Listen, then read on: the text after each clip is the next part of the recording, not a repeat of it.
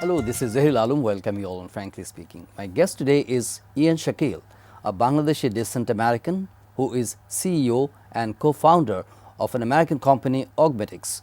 Augmetics is the first and largest Google Glass company outside USA, a medical device company, and Ian sits on the Augmetics board of directors. He has work experience from Intuitive Surgical Edwards Life Sciences and MC10. He received an MBA from Stanford University and BSc in Biomedical Engineering from Duke University, and we welcome Ian Shakil on Frankly Speaking. Thank you. Yeah, glad to have you on my show today. Of course. Let me ask you about your background. Sure. You were basically involved with healthcare, medical devices, medical application, but recently, it was possibly 2012, you founded Augmetics. Right. I mean, what does it work? I mean, how does it work? How does Augmetics work? Well, in America, doctors are sort of in a very tragic situation. They have to spend about 2-3 hours a day on the computer typing, charting, and note-taking, and it's getting worse. So we founded the company to basically solve that problem. We go to doctors and we say, hey, you don't have to spend your whole day with your back turned to the patient typing away on the computer. Doctors hate that. Patients hate that. Doctor, all you have to do is wear Google Glass. We'll do all of that work for you. You, doctor, can just go have normal conversations with your patient, like you always wish you could have had, but in the background, Augmetics, our company, if you wear glass, will do all of the note-taking, the structured data work, saving you a third of your day and allowing you to focus on your patient, speak to your patient. That's how it works on a high level. But behind the scenes is where it gets very interesting. What's actually happening is that this device has cameras and microphones on it, and it's streaming the perspective of the doctor to a human expert elsewhere in the world. And increasingly, those experts are located right here in Bangladesh. We call these people scribes. So they're virtually around the world. They're virtually with the doctor. They're seeing and hearing what the doctor sees and hears. And as the conversation between a doctor and a patient is going on, the scribe sees and hears that, and they're typing all of the notes, all of the charts, per the preferences and templates of what the doctor would ordinarily do. So it delights the doctor, saves them hours a day, and provides incredible employment for these human expert scribes here in Bangladesh. So basic device is Google Glass. Yeah, we use this on the front end to capture the visit, the audio visual, the microphones, and the cameras. But really, the action and the interesting part is also in the back end, how we train the scribes, deploy them, and assist the doctors from the other side of the world. So you have your company in San Francisco, California. Yeah, the corporate headquarters is in San Francisco, and we also have a very large office here in Bangladesh. It's soon to be even bigger than our office in San Francisco. So all of the R&D, all of the complex software work for Google Glass that we've built was built by engineers, Bangladeshi engineers right here in Dhaka. And that's just the beginning. From here on, the predominant, majority of our scribes are also going to be located here in Bangladesh. So we're really building What motivated you to focus on Bangladesh? Yeah, a lot of different factors. I mean, it helps the fact that I am Bangladeshi, and so it sort of comes to mind easily for me to think about what can be done here. But there are other key considerations that makes Bangladesh attractive. For one, the population is very large. So when we think about how can we find enough of these, excited human experts that want to be scribes, well, a country as large as Bangladesh surely has enough people. And not just any people, but people that are, young, people that are very intelligent, people that speak English, people that are willing to take this kind of work. Bangladesh has all of these things, and increasingly they have the IT infrastructure, stable power, stable internet, and the right environment to make this kind of business possible for the first time. Who would be the potential user of this facility or this, device? Yeah, so today we're basically selling to doctors and only doctors. And specifically the buyer, the customer, are doctor groups, large enterprises that employ thousands of doctors. So today we have 5 big customers, like Dignity, Sutter, CHI, TriHealth. These are mega institutions in the United States. They contract with us, Augmetics. We give them Google Glass units in the service, then they go and, per their discretion, they deploy augmetics across their doctor groups. We provide the end-to-end service, the hardware, the software, the audiovisual connectivity, the networking, and importantly, the scribes, the experts on the back end. So how useful, I mean, and how lucrative technology, medical technology this is right now in the current world, and how potentially you are penetrating in other markets. Yeah, I mean, it's hard to measure how lucrative you are, but one measure is just demand in sales. Demand is extraordinary. I mean, we can't even keep up with it. There's somewhat of a waiting list to go live with augmetics, and the only thing really holding us back to fulfill that demand is our ability to rapidly hire scribes, train them while maintaining quality and consistency, and we're doing that predominantly here. So sales is strong, demand is strong. You asked about other markets. You know, there's so many doctors in the United States that could use this, and the you know, the healthcare market in the United States is it's a multi-trillion-dollar opportunity. So it's not like we're running out of doctors. You know, let's go explore doctors in Europe. Let's go explore doctors in Asia. For the next 5 years, we're very focused on doctors and doctor groups in the United States. However, 5 to 15 years from now, we'll probably begin to explore doctors in other geographies, perhaps even here in Bangladesh. Can you explain a little bit more about how Bangladeshi doctors community or the patients can be benefited out of this medical device? Yeah, there's multiple ways. In the next 5 years, I view it like this. Many of the scribes that end up assisting doctors in the United States through our program are going to be getting some of the best experience imaginable. They're going to be helping the world's best doctors through Google Glass with those doctors 8-10 hours a day, helping them, seeing everything they see. It's just the best training you could imagine. And so many of these scribes, after going through the augmetics program, I believe will go on to become amazing. You call scribes the end user in Bangladesh or somewhere else? Scribes are the human experts in Bangladesh. Okay. And the people that end up serving as scribes for doctors in the United States, I think after having done that for some number of years, many of them will go on to become some of the best doctors and nurses of this country. So that's one way that I believe we immediately help healthcare in Bangladesh. I also think that certain universities might even incorporate augmetics as part of their training. So as part of going to medical school, why don't you spend 1, 2, 3 years as an augmetics scribe? And we're really excited to play that role. In the longer time horizon, 5, 10, 15 years, I believe that we might even begin putting Google Glass on Bangladeshi doctors and providing the same benefits to Bangladeshi doctors as we do to US doctors. So that's sort of phase 2, the long-term phase. With Ian Shakil. Ian, you were explaining about how Google Glass and augmetics medical technology is working, and you're collaborating with Bangladesh and your company is working. So tell me about how the Google Glass technology, impact the common people. Yeah. Does it any potential for impacting their life? Yeah, in the coming days? I get that question a lot. When Google first came out with Google Glass in around 2012, they were originally focused on everyday common people. You know, everyday moms and dads and kids wearing Google Glass, running apps on Glass to obtain a variety of benefits. In reality, unfortunately, that effort failed. Too expensive. Form factor's not right, not comfortable. Battery life not good enough. Not enough applications. So Google decided to pause or put on hold all of those consumer-facing initiatives and focus on business and work use cases for Google Glass. So healthcare is the biggest and most important, augmetics. There are also other work-related use cases involving oil and gas, manufacturing, and field work.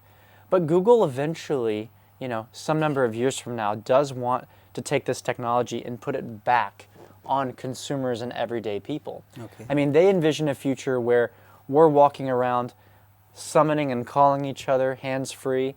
We're asking for information, having it delivered to our eyeballs by merely just speaking a question and having it pop up.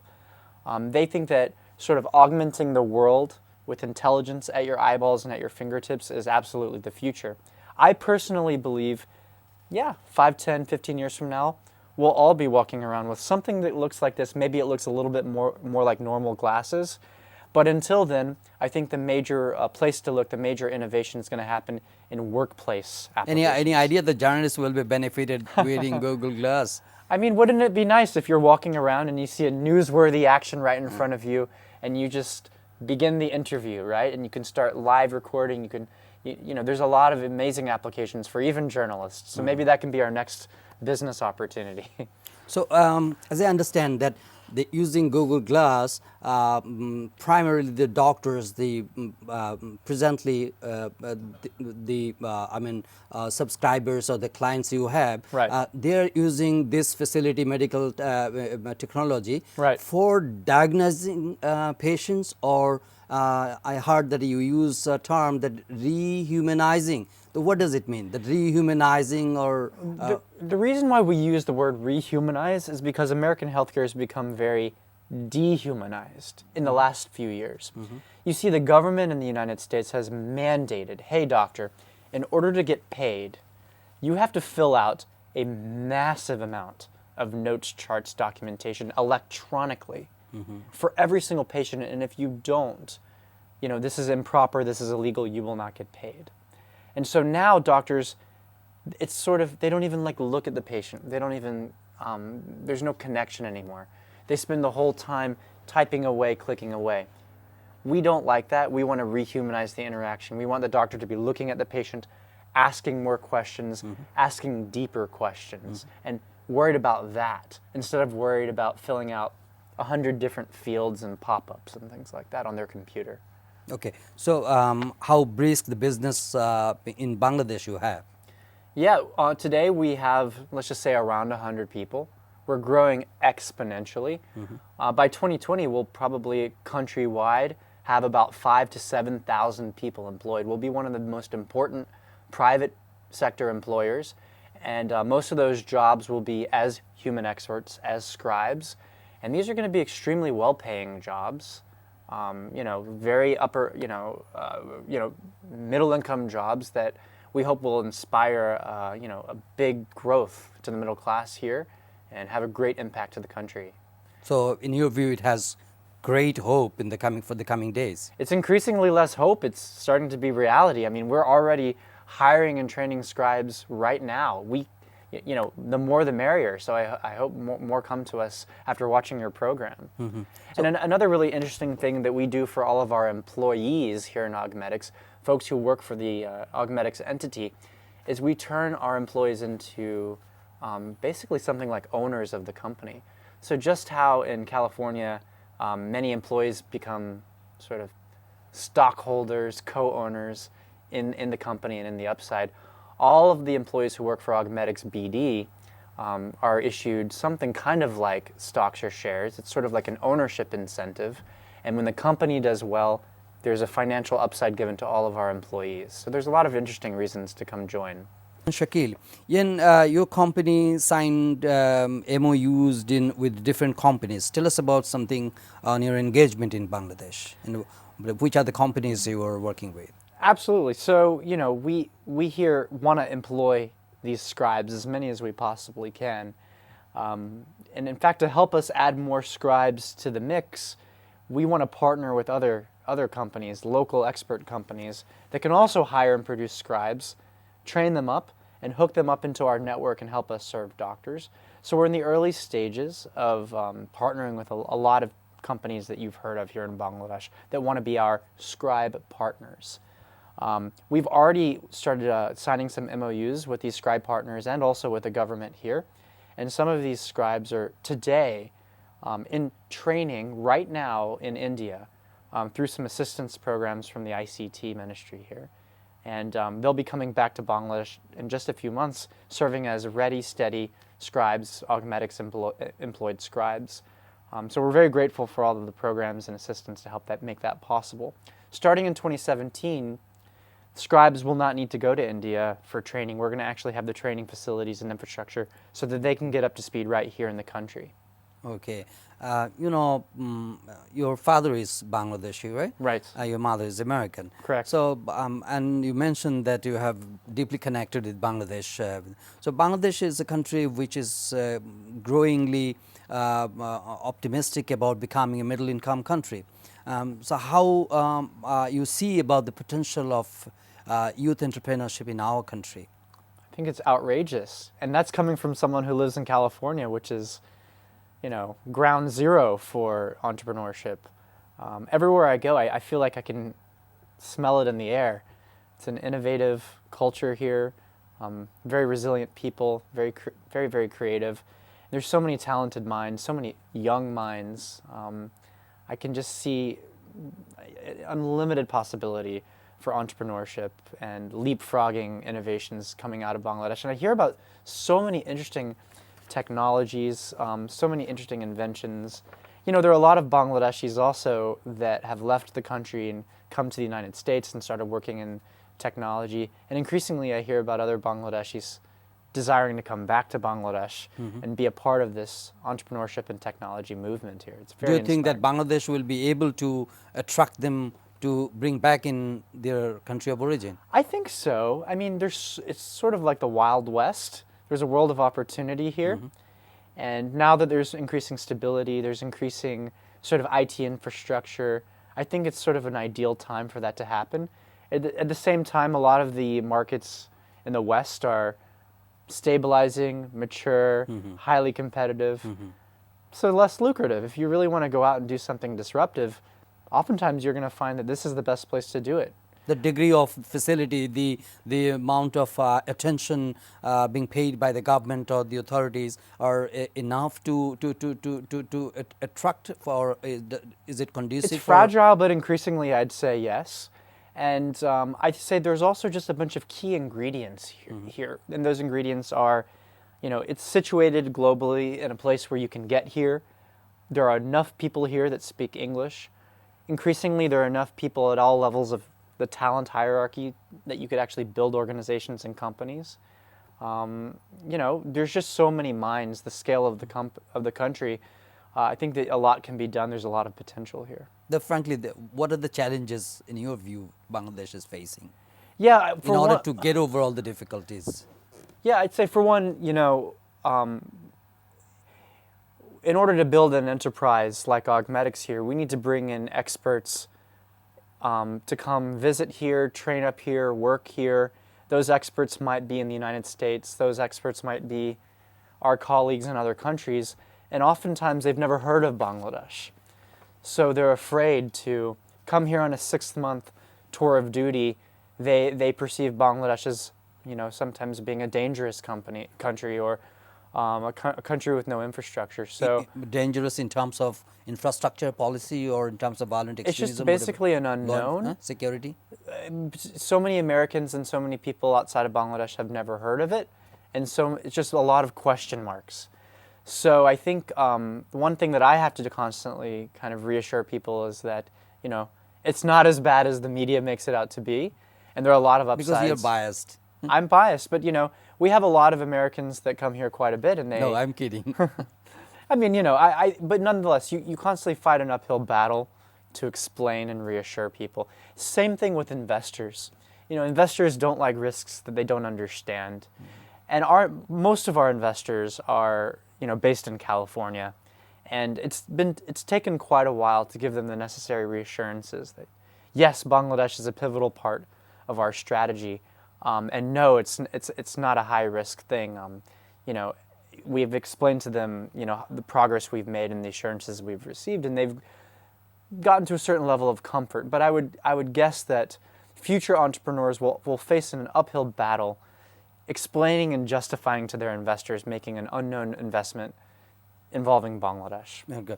You were investing, millions. Yeah, our company has received over $40 million in venture capital investment. Do you think Bangladesh will be able to attract more investment like Augmetics from Silicon Valley or California or some other parts of the United States in the coming days, in the ICT sector especially? I have no doubt about it. Even our own investors have said, this whole augmetics opportunity has opened our eyes to the country of Bangladesh.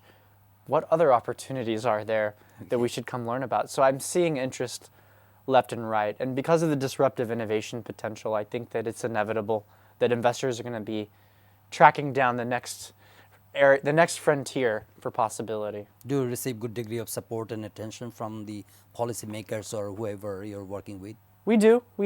It's, startups are a series of miracles, and we could use all the support we can get from the private sector as well as the government sector here. So we've received a good amount of support, and we're very appreciative. We could certainly use more, however. What do you foresee? What is your future plan about related to augmetics? At this point, I believe we've nailed down our product. We have product market fit, check. So we're really in scaling and execution mode. We want to go from something like 100 employees here in Bangladesh to, as I said, 5,000 to 7,000, mostly scribes. So we're really hiring like crazy. We're building training infrastructure. We're building management at all levels. We're building facilities. That's a key component of our vision. Another thing we're doing is we're investing in software and R&D. The sort of software experience that I just described is really only the beginning. We're going to be deploying a lot of additional features, also powered by Google Glass, also assisting doctors. And so we're investing in our R&D and software engineering. We're hiring more software engineers. So we're just growing on every level. Yeah, and apart from doing business in Bangladesh, you can be a great motivator for our youths. So do you have any plan? Oh my gosh. So do I have any plan to motivate Yes, youthful? Yeah. Hopefully just building a successful business, making sure that we have a strong mission, one that we're proud of, that can just, pave the way and be a leading example for other entrepreneurs that have other businesses that I can only imagine, and also it can help pave the way for other investors to see that this can be done, and those investors can go support those entrepreneurs and leave me in the dust and show us what more can be done here. My final question about the American election. Yeah.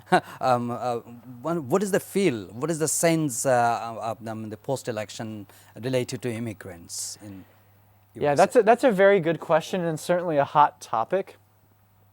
Our company, Augmetics, it's not in the business of moving physical goods, U.S., Bangladesh. It's also not in the business of, for the most part, moving people, Augmetics, between U.S. and Bangladesh. We're in the business of moving information, knowledge, audio data, visual data. And as far as I can tell, all of the election outcomes, there's little they can do to kind of mess with that, really. You can't block off information, and regardless of which ways policies go left or go right, I think information-based businesses in this category will do very, very well. I also think that in these times of uncertainty, there's a little bit of a flight to sure bets, quality, sturdy investments. We're in the healthcare space. Healthcare is a very sure deal, right? And we sell to large healthcare institutions. They're not going anywhere. So throughout all the uncertainty, we feel really, really good about it. I know a lot of Bangladeshis even living in the U.S., they look at this uncertainty and some of them are concerned.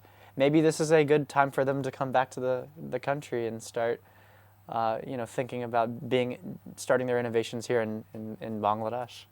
Okay, it poses challenges as well as opportunities also.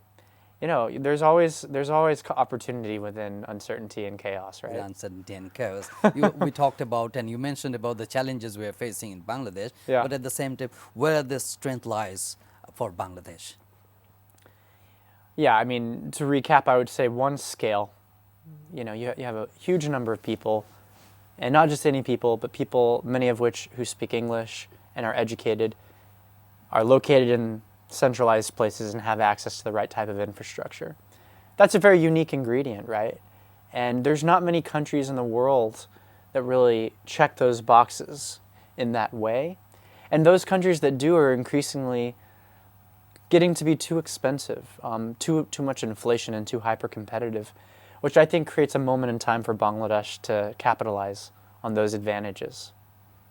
Thank you so much, Ian Shakil. Thanks for having It's me. fantastic talking to you. Appreciate it. Thank you so much. Dear viewers, that was my conversations with Ian Shakil. And thank you indeed for watching this show. We invite you to watch our next episode. Until then, do take care. Goodbye.